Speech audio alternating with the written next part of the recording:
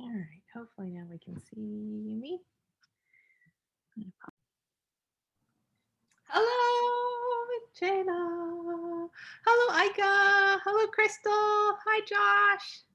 Hey. Hello. How are you guys? What's up? Good. Yeah, you look so fluffy. I love it. Here, should I grab my fluffy blanket? We'll do lecture like this, right? Yeah, I'm all ready to listen to you. Ready for the weekend, right? Weekend of naps. I'm going to start my backup recording while you guys are checking in.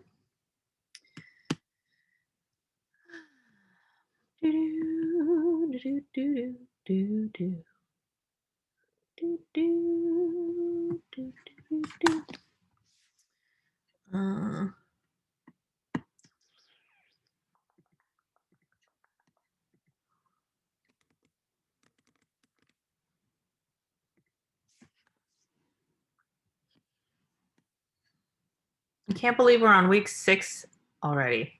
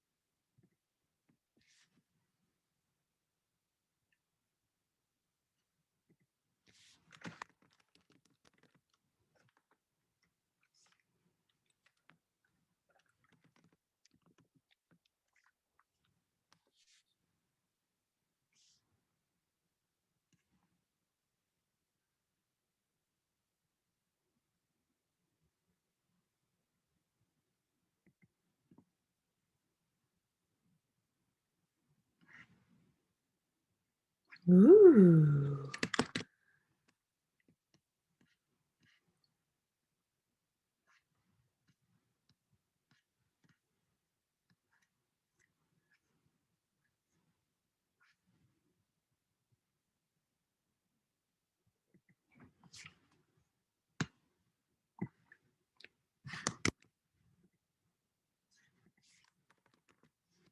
How are we doing?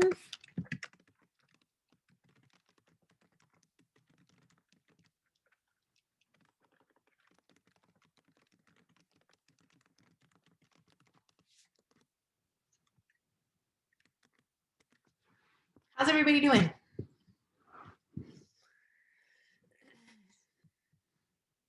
Do I have a poll this time?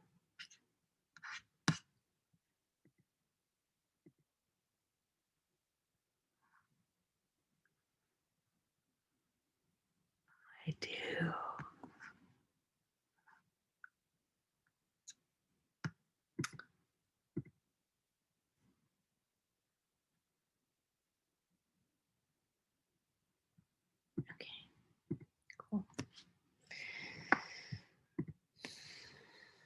All right. Let's start with a little poll going on. That little poll might have been good for last time too. I'm gonna open up chat. Make sure that I'm not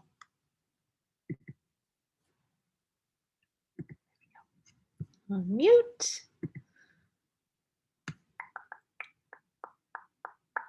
Bonk. And bonk. All right.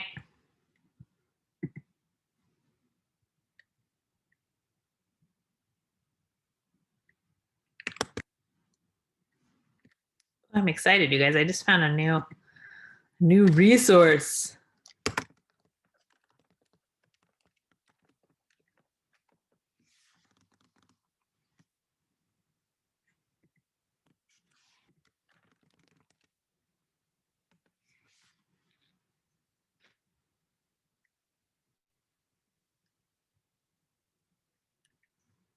Mm.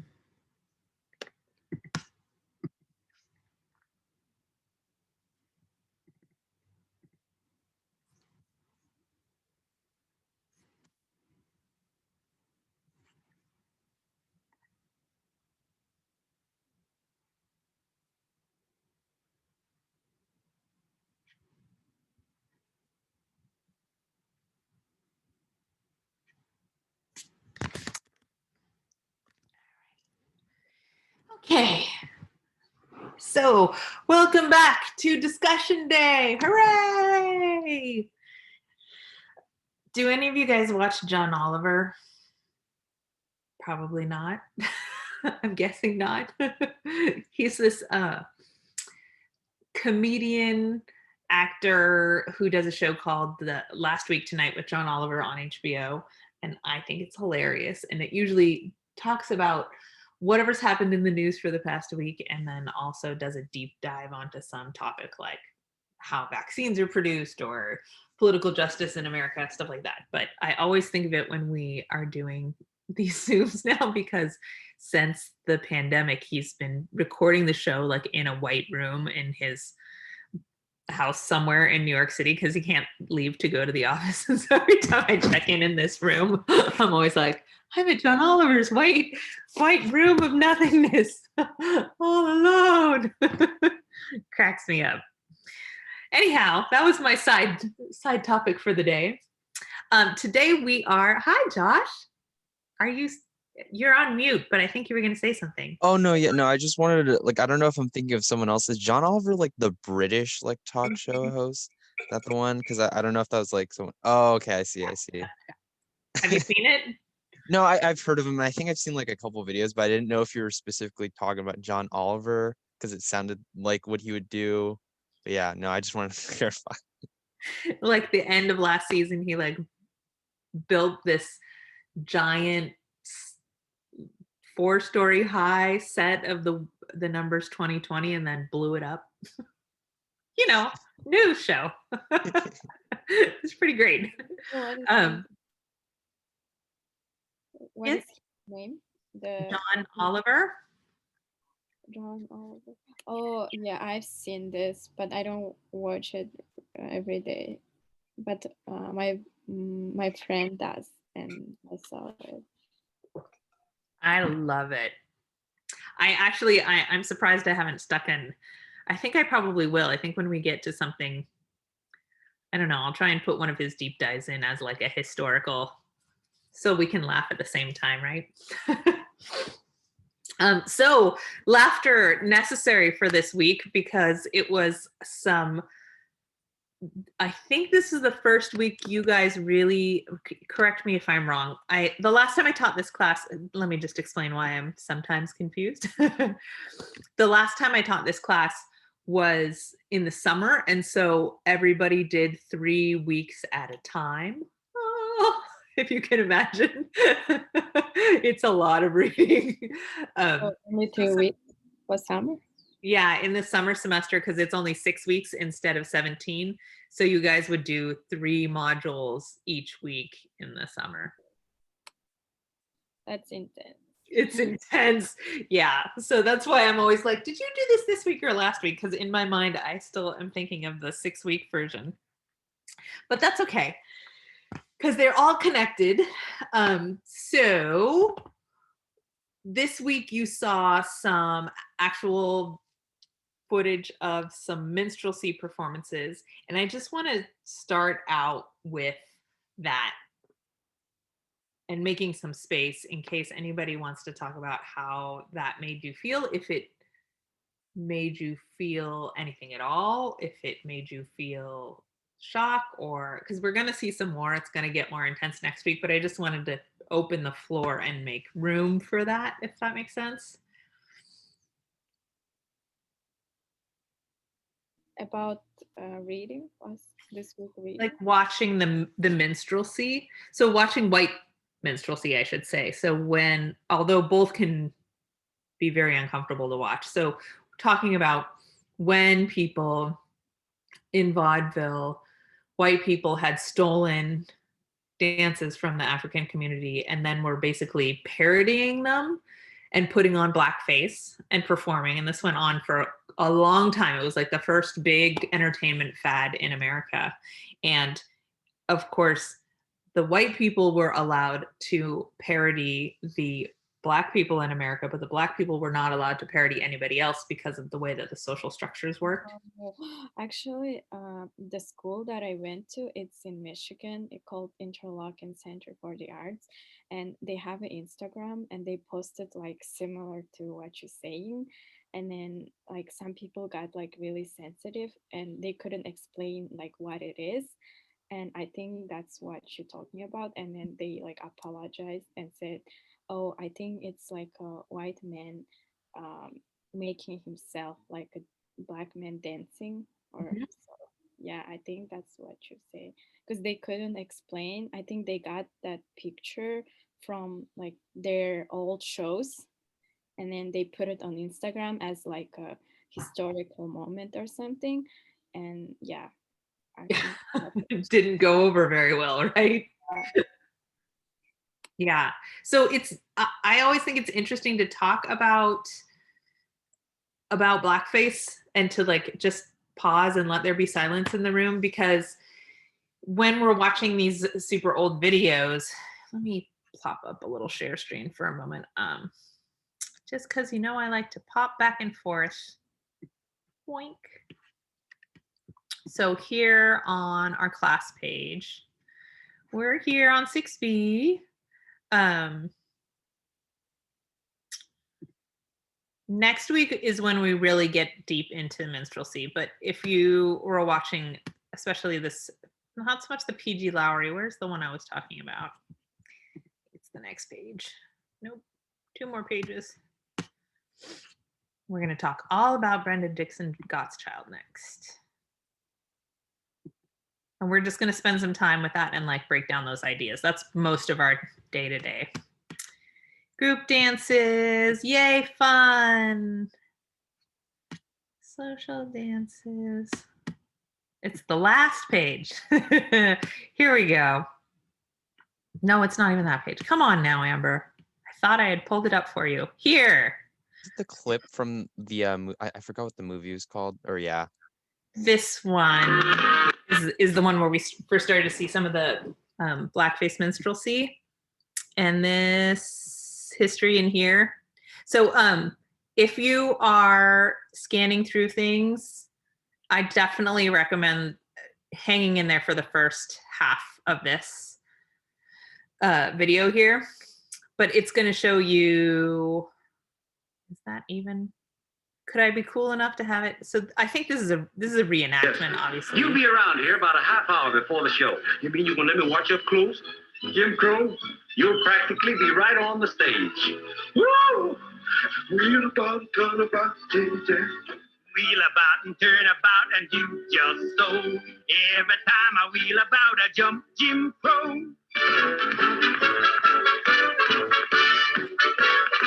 Give me back my clothes, please.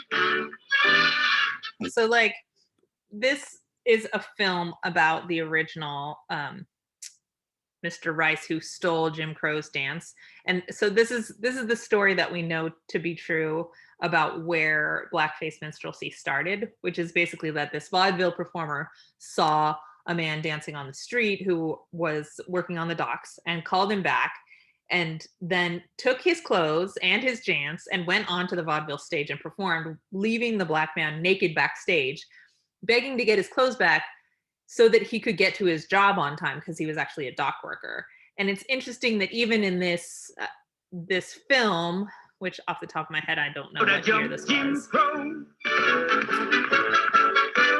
the depiction right here of the original Jim Crow man, even that depiction is really pretty racist, right? They're presenting him as having ginormous eyes. Look how the actor is like opening his eyes really big and pouting his lips out really big and exaggerating his Southern accent.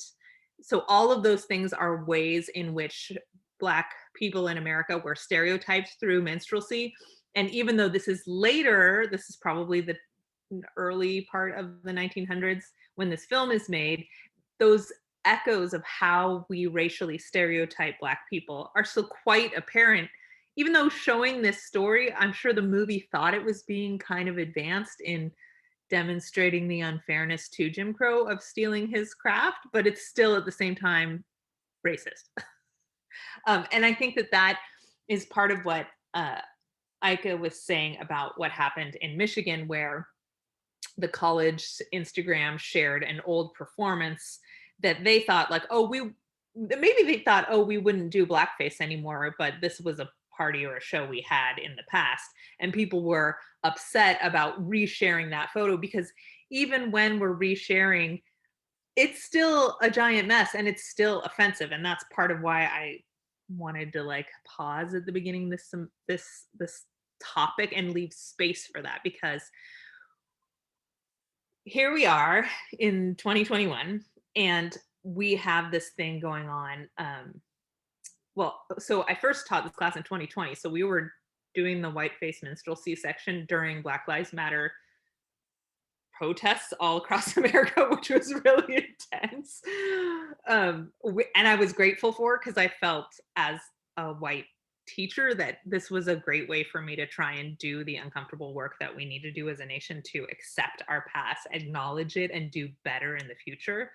But that said, it's not easy to go through. So I just want to acknowledge that and make room for people to be upset. And I think a lot of the time when we are people of privilege, we assume, just like this film is assuming, sort of assume that it's not a big deal anymore, or we wouldn't do that anymore, we wouldn't make that mistake. And that assumption that we're doing better is what it is our job now in 2021 to do better at. Like, my assumption is that I'm going to mess it up, and that I need people who are not of the same privilege of me to help me to understand how to do it even better. That said, is there anything else that you guys want to add about this? I don't know. I do want to also say that if you are ever watching some of the imagery or some of the films in this section and it gets to be too much for you, it's okay to like take a pause and take a break. And if that means you can't watch all of it right now, like just check in with me, because that's valid. And as Ika said, her college had an issue, like we had an issue at Skyline College a couple of years ago where someone thought that they were doing an acting presentation and it was absolutely inappropriate, and the teacher didn't know how to call it out and it exploded. So these things happen for reals still today, which I think 2 years ago we wouldn't necessarily have all been able to acknowledge, but hopefully since 2020 it's a little bit more apparent that the work is there to do. So that's my long version. Yes, that's exactly right. They're trying to make Black people look stupid in the chat box I'm reading here. And why is that? Why do you think white people would want to make Black people look stupid? Especially 200 years ago, especially 100 years ago, and still same reason today.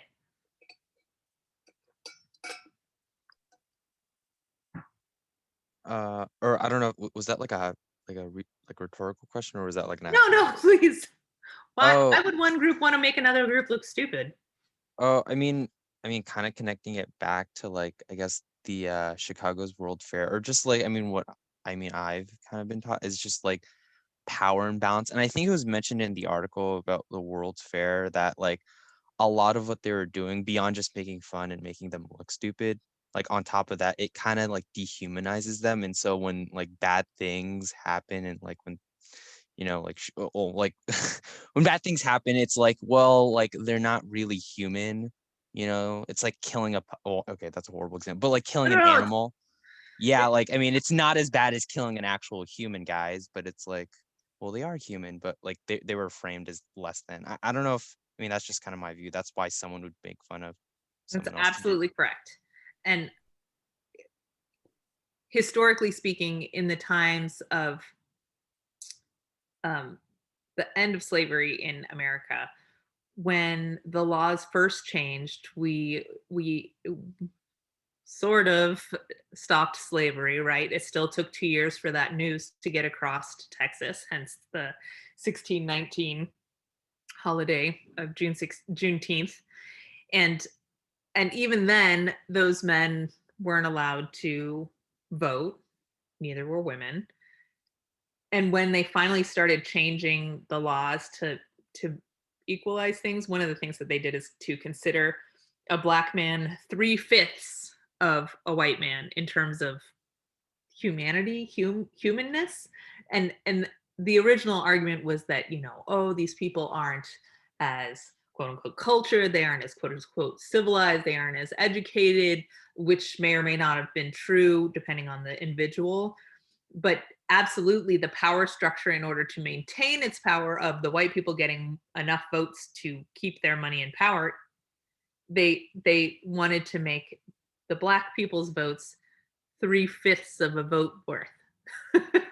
So always that play on people's parody of another people is almost always about power. And nowadays it still goes on, but it's a lot more subtle. And I think that's both less offensive, hooray, but also it makes it more challenging to call it out appropriately and accurately, and a lot easier for people in power who are abusing their power to gaslight another group and say, oh, you're being too sensitive, or you don't understand, that was just a joke, or any of those things that people who are bullies or gaslighting do when they blame the other person or the other culture in abusive relationship for finding offense with what they're doing. If you're doing something and it offends the other person, they have every right to feel offended by it. And when someone says you shouldn't feel that way, it's always a good idea to like check that, because our feelings are our feelings and they're valid. Whether or not we act on them that's where there's choices to be made. But like, if someone's hurting your feelings because they're being a jerk, just because they think it's funny doesn't mean that you have to think it's funny, right? And so that's sort of, I feel like that's oftentimes the stumbling block in the conversation when we talk about race, and one group says this isn't cool anymore and the other group says whatever, you're taking it too hard. I don't want us to do that in this class. And with that, I think that covers the points I want to let percolate before we go deep into vaudeville. So we kind of are skipping a little bit forward here. Next week, we're going to start section C, which is about the economy and how people in America, especially African Americans, had to play with this double-edged sword of racism in order to get themselves out of the severe poverty that was inflicted upon them. And so we're going to see a lot more about white minstrelsy, but also Black minstrelsy, and how we flip the stereotypes. So I just wanted to steep these thoughts in before we do next week's readings. So that said, let's return to the fun part of this week, which is, yay, social dances.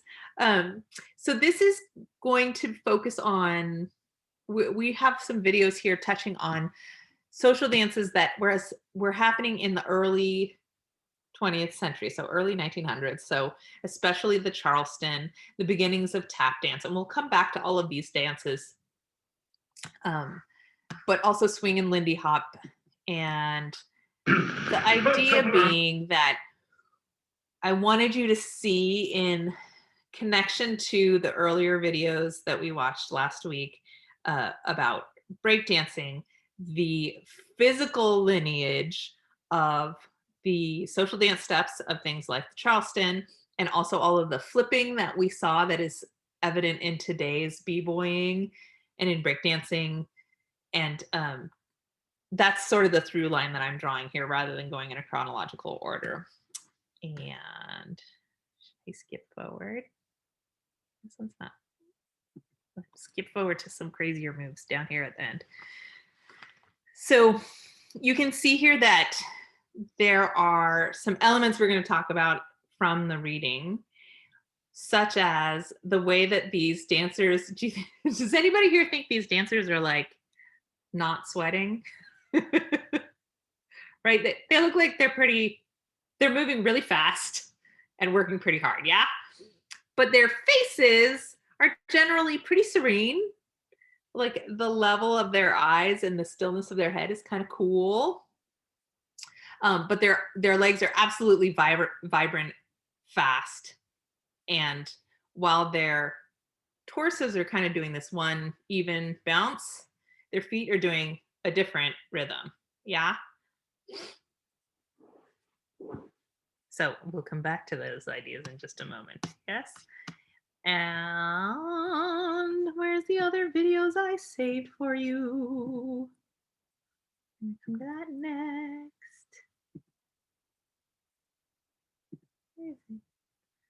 So just for the sake of our non-dancers, which I'm going to make you a try this. The Charleston. So I'll let you watch this for real in the future. But one of the things that's interesting about the Charleston, because it was a huge dance wave in the Americas and all over the world, is that it starts with, when you're learning it, you just learn this really basic forward and back step movement. But then the thing that makes it look like the Charleston, which, yes, it came from the city, Charleston, is that you start to twist the toes and knees while you're doing it, a la wing dancing. So let's see if I can get her to move on. So that action right there of knees in and out is definitely from the wing dancing that we saw that excerpt of before. And when you put them together, you end up with Charleston steps. So she's doing there's your basic Charleston step. It's just forward and back with the twisting of the legs. So we'll try that in the future. Yay, fun! And then let's get back to my list. All right. Trying to think, oh, how interesting that this came up, huh? Are you listening to me, YouTube? Yes, actually it is. So from there, let's have a little glance at this magic. Did you guys watch these?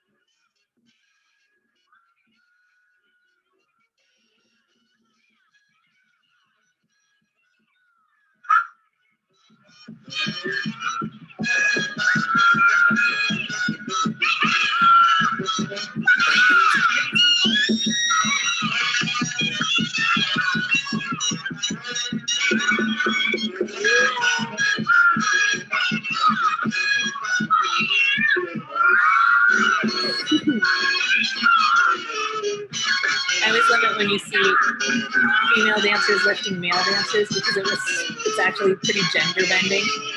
in terms of what we traditionally expected as dance. Like in ballet, the men always lift the women, and so every time there's a woman lifting a man, it makes me excited.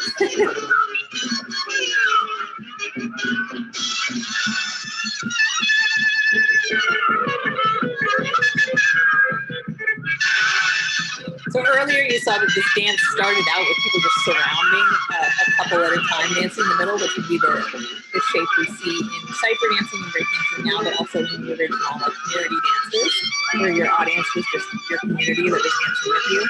And then towards the end here, you see this performing group, the Lindy Hoppers.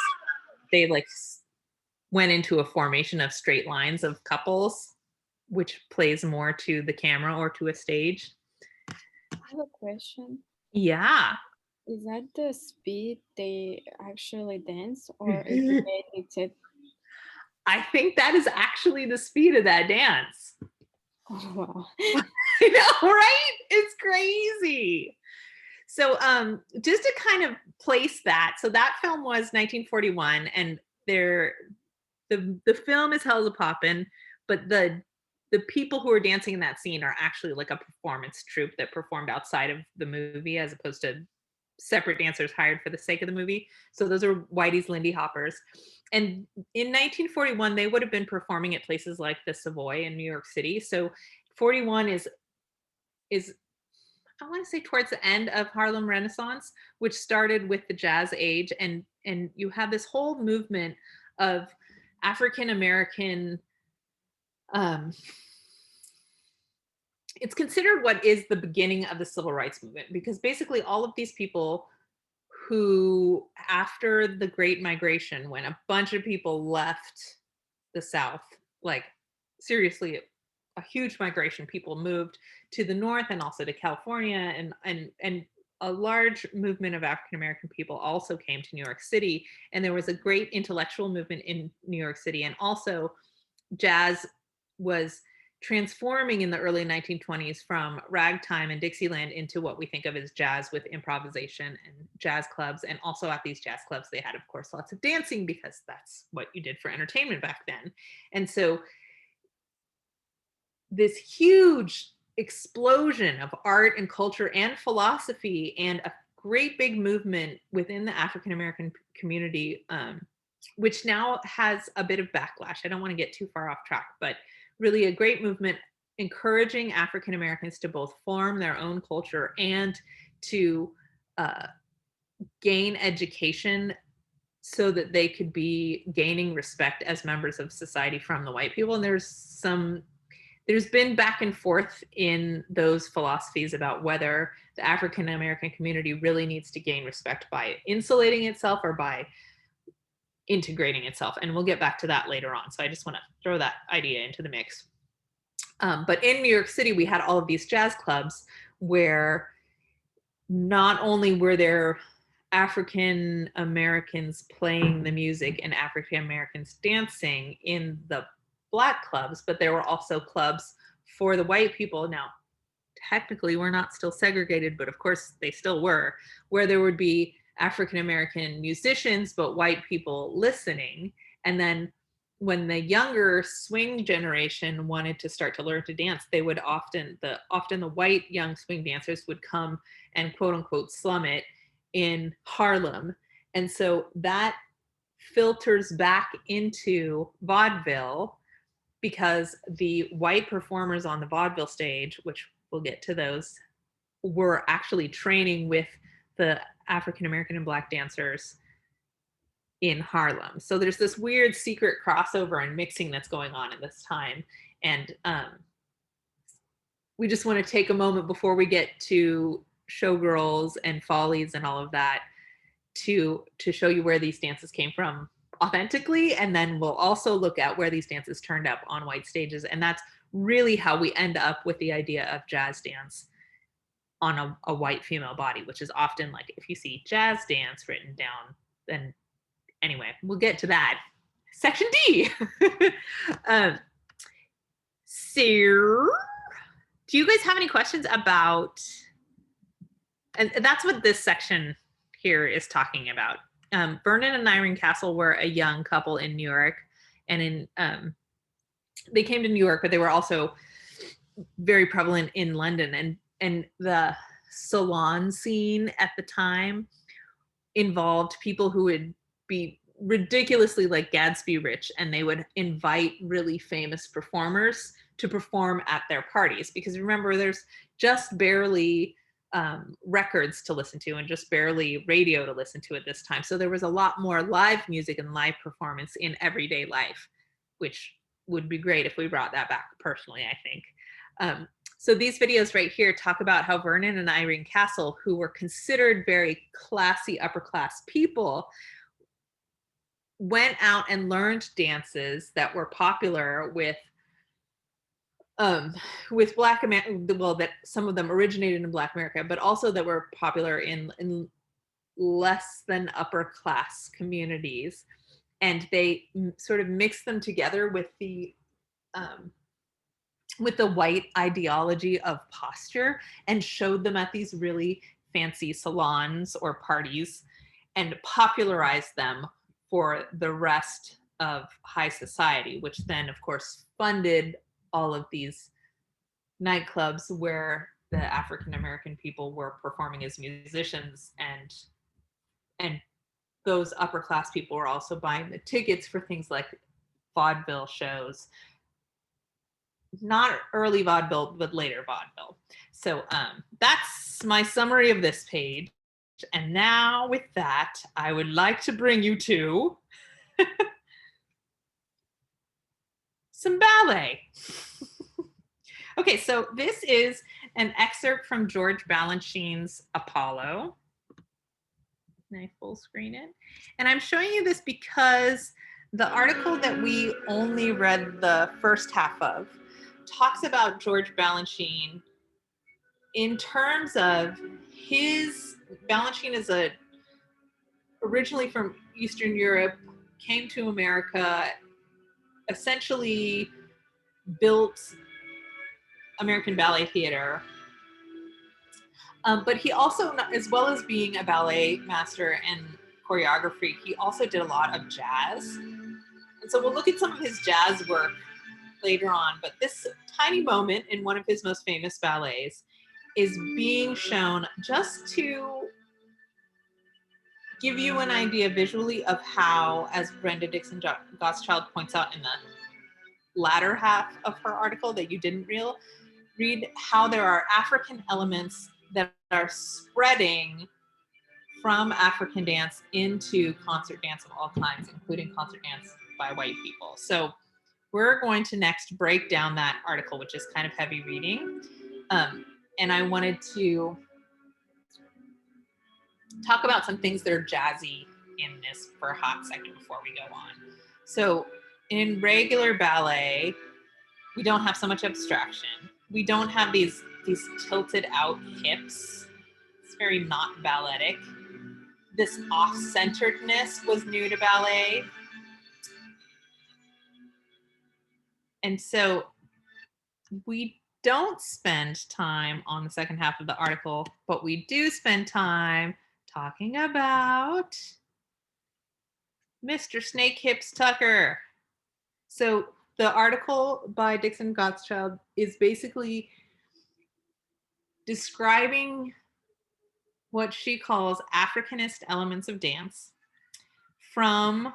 For you, Doctor, I wasn't looking for you, I'll guarantee you. I want to show you something. But look. There we have the white upper class framing of the African American performance, because it wasn't quite acceptable to just appreciate the African American performance without quote unquote framing it. So this is actually Mr. Snake Hips Tucker himself.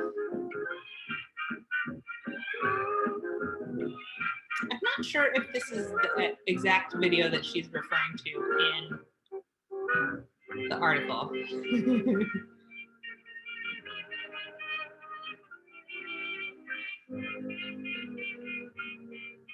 But you can see, I don't know if any of you have ever tried to stick your body around like that, but that is not easy. Super, super, super amount of strength here. Yeah.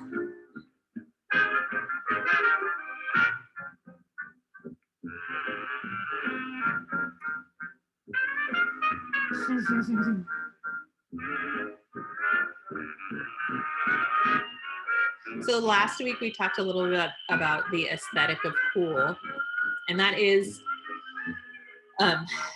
in the article you read, she refers back to that article we touched on last week about how he's just looking like everything's no big deal here, right? But he's got to be working so hard to move his body that serenely. Little Charleston step there. Like, how do you even do that?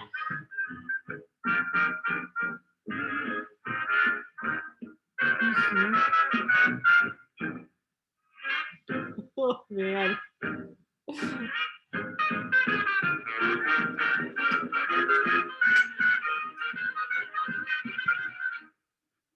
I'll bet you that fella's mother was scared by a pretzel. What? Wait, what?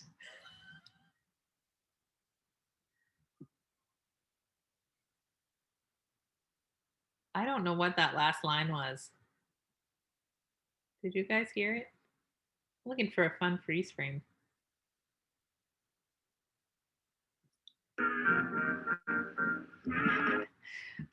Scared by a pretzel? I don't know. Terrible, right? Again, with the white racist malarkey. Gross. So let's talk about the Africanist elements. Raise your hand if it all made sense to you. You mean this dance? The article about the Africanist. Oh, yeah, please. Any reactions to the dance are totally welcome too. I think in order to dance like him, you have to like feel every muscle of your body, and to control it, it's like his whole body is moving, like every muscle. I think it's really hard to get to that point. It's a lot of work. It's crazy. For sure. Yeah, I agree. So much physical work. And yet the whole time, he's just cool on top. We talked about effort, right, in the Laban elements section. And we talked about how something can look easy, look easy, but not be. And this is a great example of that. I mean, if you're going to really like release your knees and your hips all the way to their severe extreme bentness and yet still balance, that means all the other parts of your body have to squeeze to hold instead of them. So it's super difficult movement.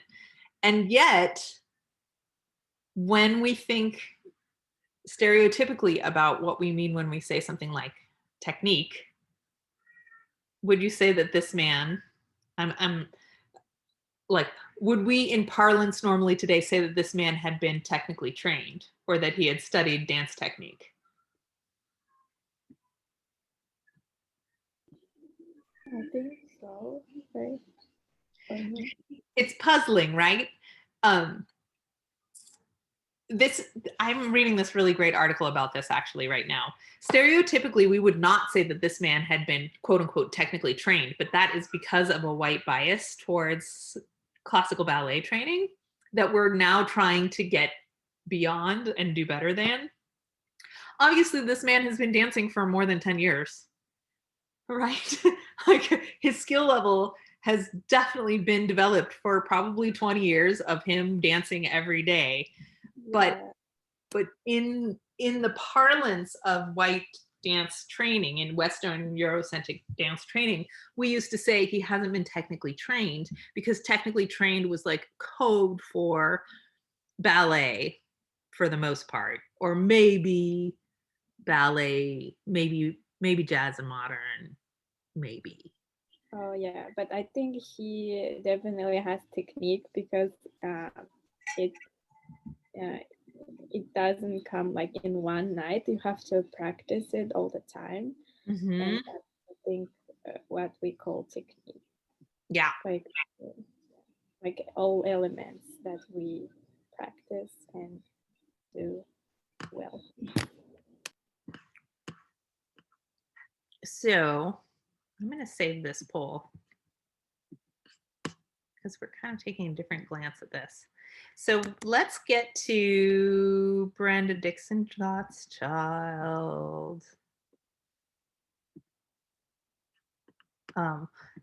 By the way, can I do that? No, send, cancel. How about this? Multiple attempts, 3. So you have 3 attempts on this next quiz. And because I know that this is kind of an academic deep dive quiz, you should take it 3 times because there are a lot of feedbacks in the questions. So if you get an answer wrong, then I really explain why in this quiz. Yay! So I encourage you to take it more than once and go ahead and hit some wrong answers. And on that note, I want to make sure that we actually, this is the wrong direction, Amber, that we actually go into, I turned off the page I needed, sorry. This. Okay, so Brenda Dixon Gottschild. I just found this extra article of hers.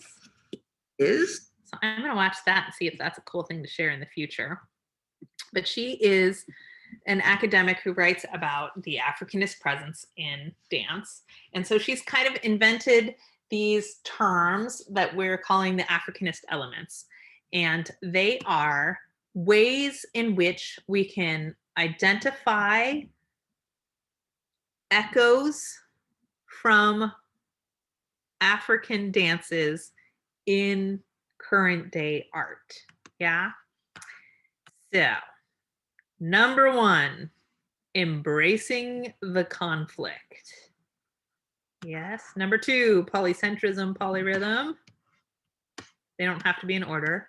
High effect juxtaposition, episome, and everyone's favorite, the aesthetic of cool. So last week we read the article about the aesthetic of cool. She's definitely referring to that actual Thompson article.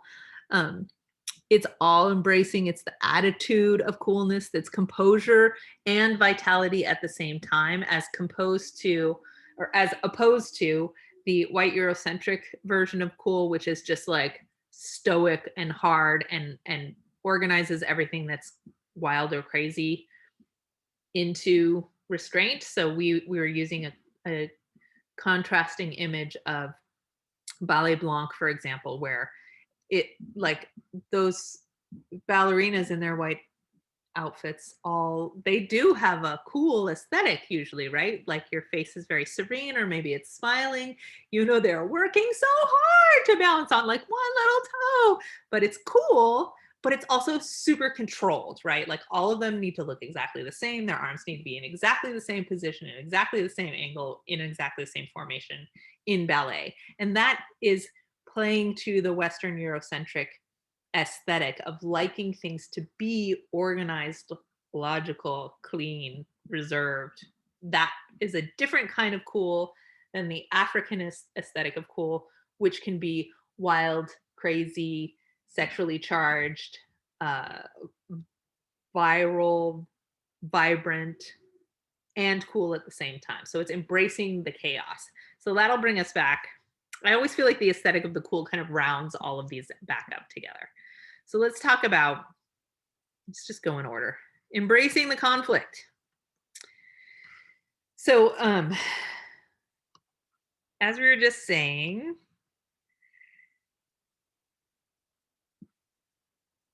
the African aesthetic embraces craziness at the same time as control. So rather than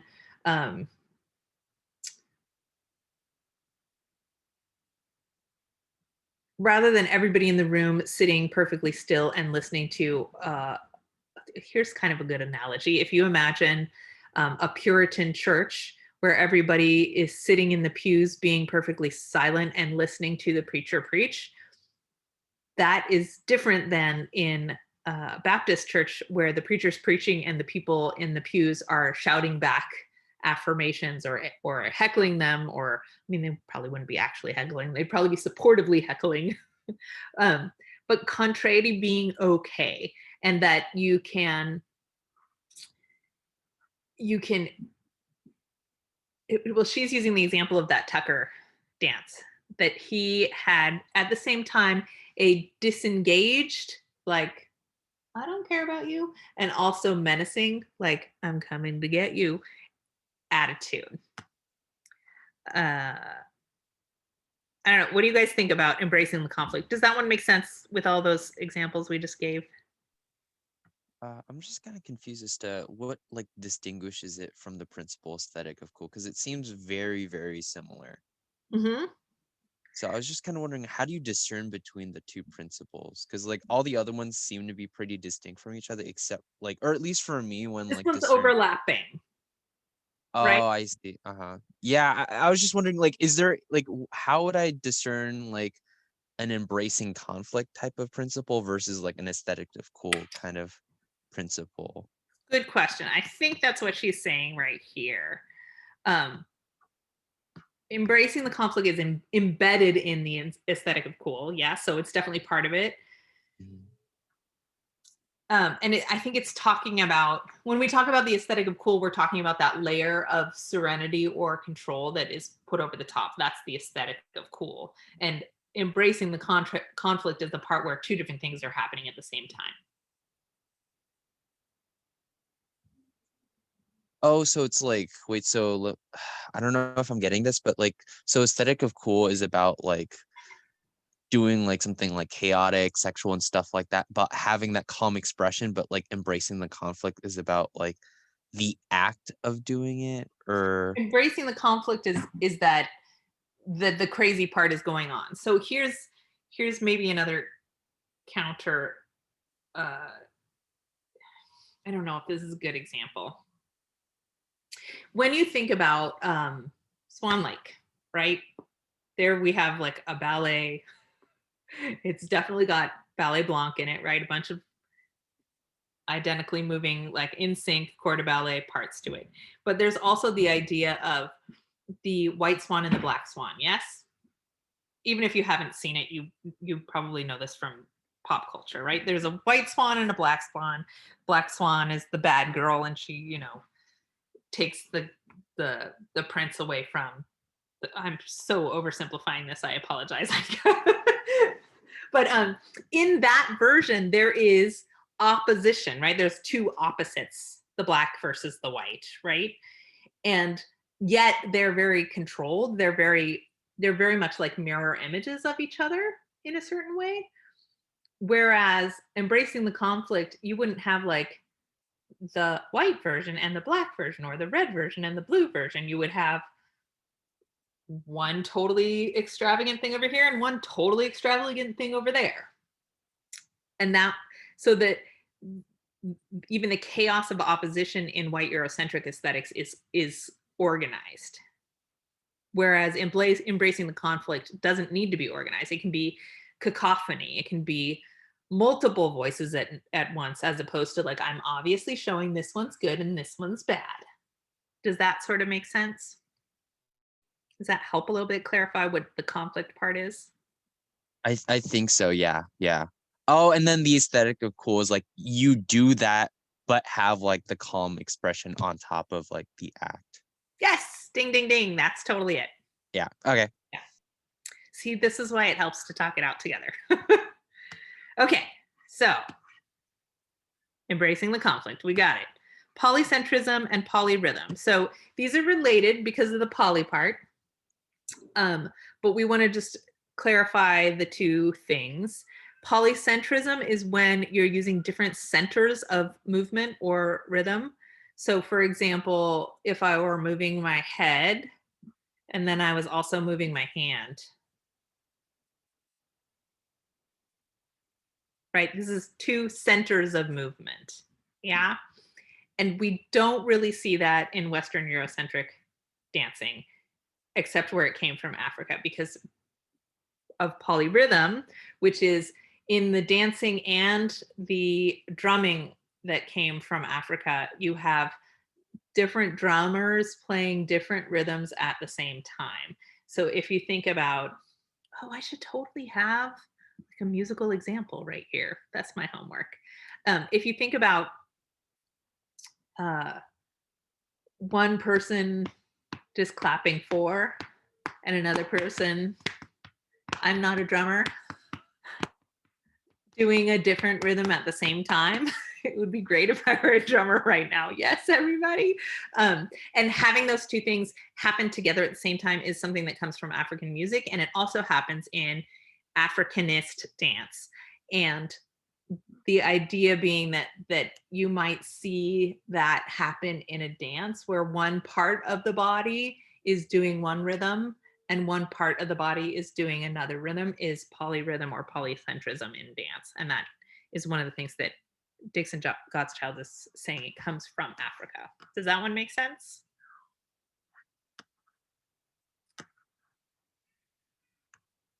Yes, I think that one's kind of accessible. So next one is hi. I'm going to move on. You can keep asking me questions. Oh, I see a chat popped up. Do, do, do. Yes, Crystal, that is true. Intense dance. Okay, so high effect juxtaposition. The important thing to think about this is the omission of transitions or connective links. Yeah. So in Western Eurocentric dance, we have, just like we were talking about the duality of Black Swan, White Swan, we have comparative, really different things as an element of beauty or an element of art. But the thing that makes it Africanist is when there's no explanation about the change from one thing to another, or more no transition. Like you might be dancing a really slow movement, as we were watching in that Snake Hips Tucker. He's like doing one of the little glidey sections where everything is really fluid and sliding around, and then all of a sudden this leg just like pops up out of nowhere, as though he's suddenly doing a can-can kick after doing that really windy thing. The lack of transition is part of the Africanist aesthetic, and also that is seen as a way to express comedy and irony. So remember, we were watching the help me out here, brain. I see it in my brain. The cakewalk dance, and we had those like we had the African dancers who were dressed in white Victorian finery doing buck and wing dances, and the way that they were or doing like really exaggerated, uplifted, prim walks that were not normal but exaggerated, that like right up against itself, two things that shouldn't make sense together, is a form of comedy, right? Because we know that they were making fun of the way that the upper class white people were acting by exaggerating their movement. And that is, it's funny to us because those two odd things are going together, as opposed to actually being really reserved. They're being exaggeratedly really reserved. And that comedy, that surprise element, is what's happening in high effect juxtaposition. Anybody want to ask me some great questions about that? Because that one's a little tricky too. I'm going to let you formulate some question. Let me go through the last two. So episome, this one's pretty easy. Yeah, you want to go, Josh? I see you, but you're muted. Oh yeah, no, I keep forgetting. Wait, so does high effect juxtaposition, when trying to like isolate and determine that, does that have to only manifest in movement? How, like, can you refer to that when looking at like the performer's like attire too? Yeah. Mm-hmm. Oh yeah, because like I just noticed in the article, it talks about how like I think for one of his performances, maybe not the video, because I don't remember seeing like a seductive tassel or like a girl, because it says she's talking about a different dance. Yeah, because so like high effect juxtaposition is prevalent in like Snake Hips, like in this performance, because he has like kind of like an old lady girdle but has like this like seductive tassel. Yeah. Or I don't know. I mean, I think they said girdle, yeah. Yeah. Oh, so Like that's anything, high effects juxtaposition is also a way to have double entendre. Do you guys know what that phrase is? I love this phrase. It means double meaning. So it's like when you say, oh, it's like when you text a eggplant emoji. It's got a double meaning, right? Or a peach emoji. Peach emoji also is a symbol now for buttocks because it looks like buttocks. But you could just be like, fruit salad, ha ha ha. And at the same time, you're pretending this, or you're on the surface, you're just presenting a vegetable or an innocent piece of fruit, but you're also juxtaposing that with an alternate meaning or innuendo of sexuality. So that's an example of high effect juxtaposition. And with the sense of the old lady girdle and the tassel is of course referring to man parts bouncing about as a double entendre. Yes? It's such a weird conversation to have without you guys saying, okay! It's like just silence in the room. Oh my gosh, she's talking about what? I like peach emoji, or is that what you mean? I missed one word in your last sentence. Can you say that again? Oh, I say like, is that like a peach emoji or something like that? Oh, yeah, okay. a peach emoji. Yes, exactly. Double entendre. So in terms of the dance, she's talking about how there's like this childishness, but also this sexuality would be a high effect juxtaposition. Also, you could talk about effeminate versus macho movements, or very smooth with a sudden kick movement. Or if you're talking about music, you could use high effect juxtaposition to explain or to describe sampling in a song, right? You have one song that's going along with its melody, and then you like paste in this rap section, or vice versa. You have a song that's going along, and then there's a paste in of an aria. And that juxtaposition between, for example, one style of music or one style of movement with something that's very contrasting without any explanation from one thing to the other is the high effect juxtaposition. So in like a traditional white Eurocentric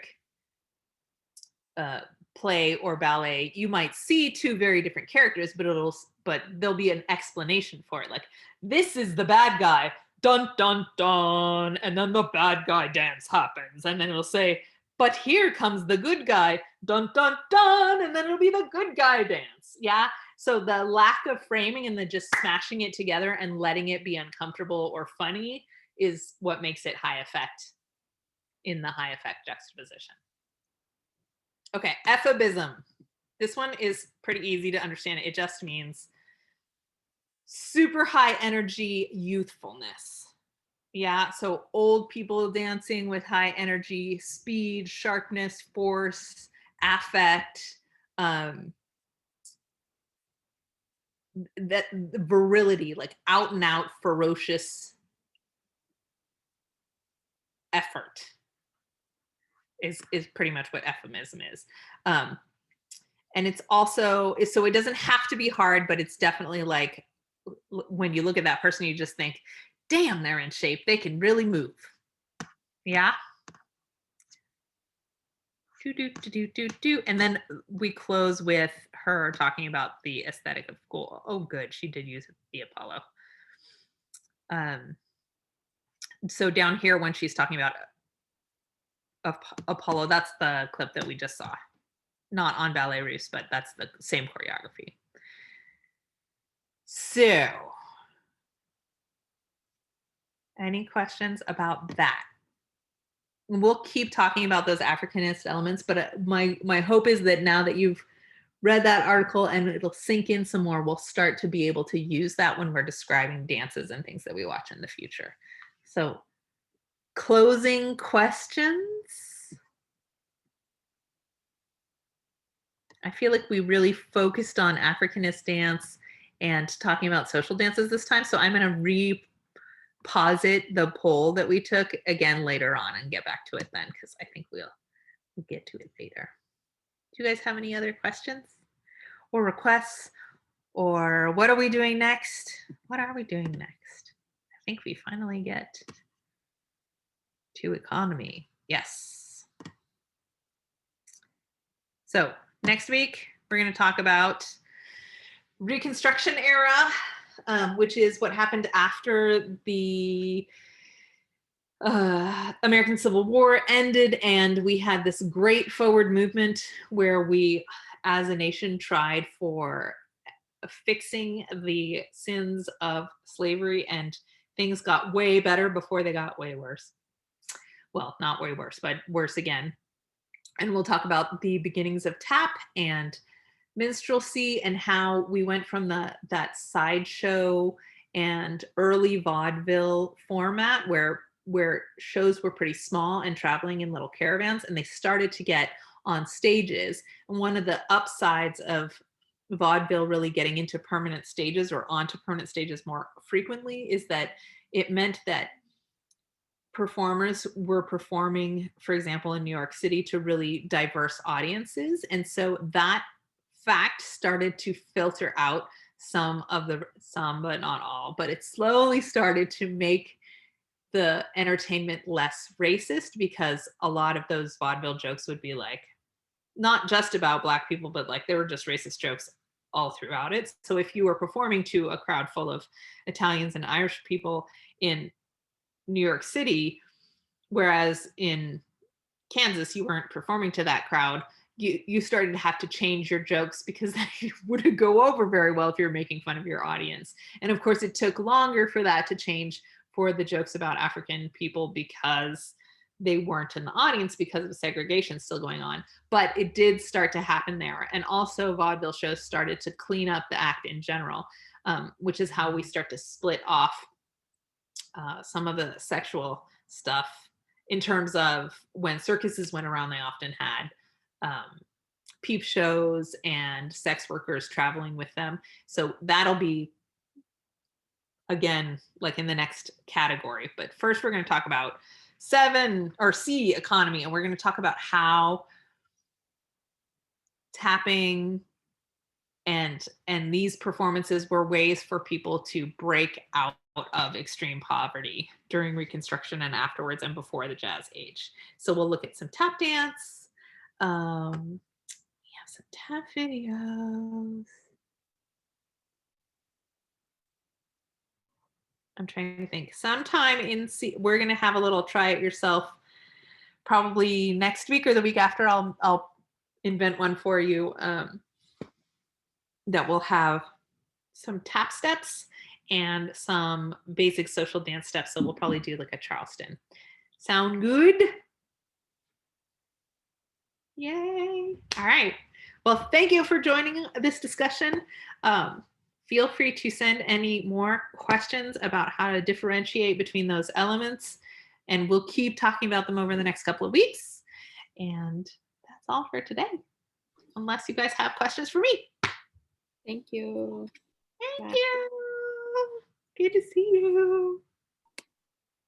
Thank you, Crystal.